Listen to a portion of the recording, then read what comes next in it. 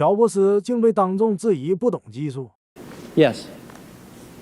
Mr. Jobs, you're a bright and influential man.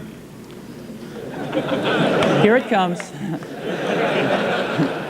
It's sad and clear that on several counts you've discussed, you don't know what you're talking about. I would like, for example, for you to express in clear terms how, say, Java, in any of its incarnations, addresses the ideas embodied in OpenDoc. And when you're finished with that, perhaps you could tell us what you personally have been doing for the last 7 years.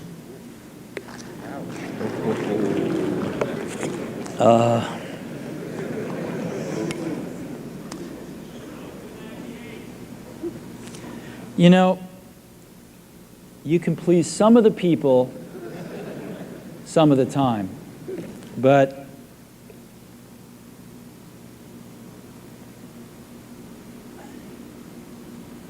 one of the hardest things when you're trying to affect change is that people like this gentleman are right in some areas.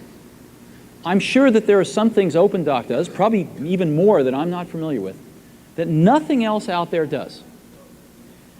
And I'm sure that you can make some demos, maybe a small commercial app that demonstrates those things. The hardest thing is, how does that fit in to a cohesive, larger vision that's going to allow you to sell $8 billion, $10 billion of product a year? And one of the things I've always found is that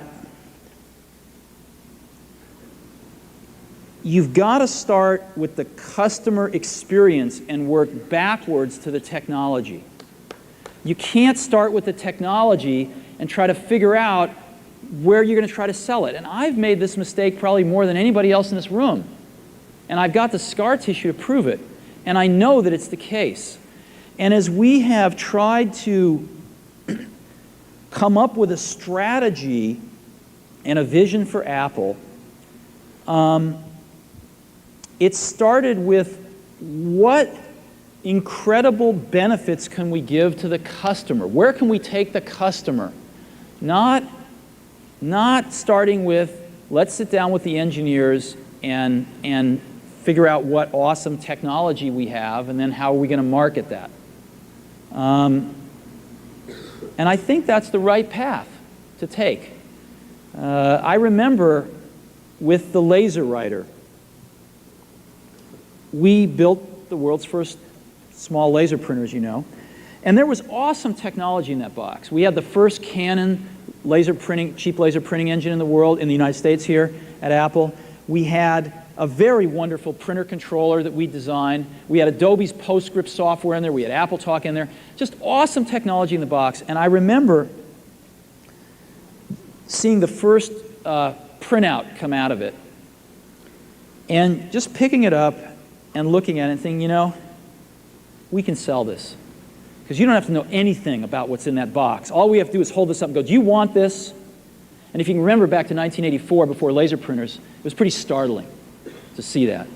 People went, whoa, yes. And that's where Apple's got to get back to.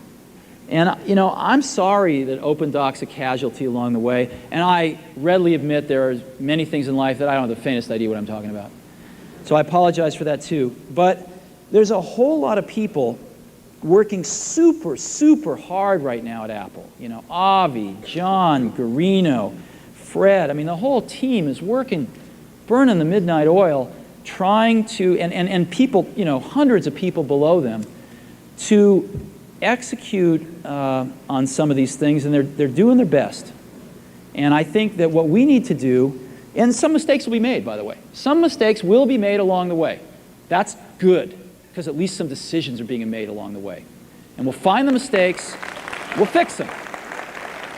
And I think what we need to do is support that team going through this very important stage as they work their butts off. They're all getting calls, being offered 3 times as much money to go do this, do that, the valley's hot, and none of them are leaving. And I think we need to support them and see them through this and write some damn good applications to support Apple out in the market. That's my own point of view. Mistakes will be made. Some people will be pissed off. Some people will not know what they're talking about.